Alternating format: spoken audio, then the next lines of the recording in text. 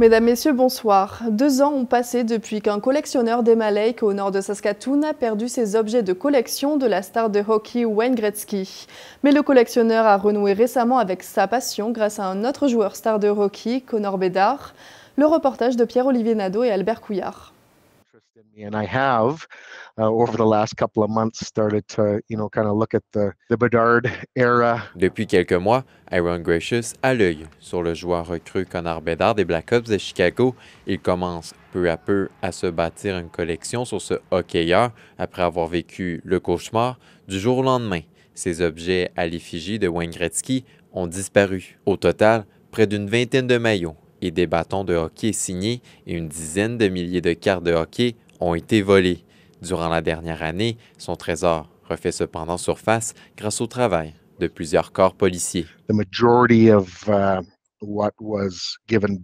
Il mentionne que la majorité des objets qui lui ont été rendus étaient des objets de moindre valeur que les personnes n'ont probablement pas pu vendre, comme des porte-clés et des talons de billets de matchs de hockey.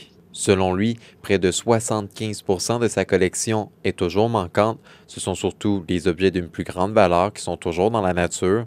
Des policiers sont tombés sur l'un de ces bâtons de hockey dans un véhicule abandonné en décembre dernier. En février, 3 de ces maillots sont retrouvés par hasard lors d'une autre affaire.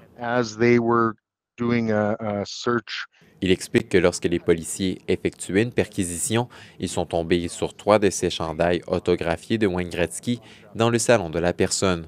Selon lui, le vol aurait pu être orchestré de près ou de loin par quelqu'un proche de lui. L'homme dit qu'il n'avait pas l'intention de vendre sa collection de Wayne Gretzky, mais plutôt de la donner à ses enfants en héritage. Reconstruire sa collection autour de Connor Bedard lui permet donc de reconstruire cet héritage.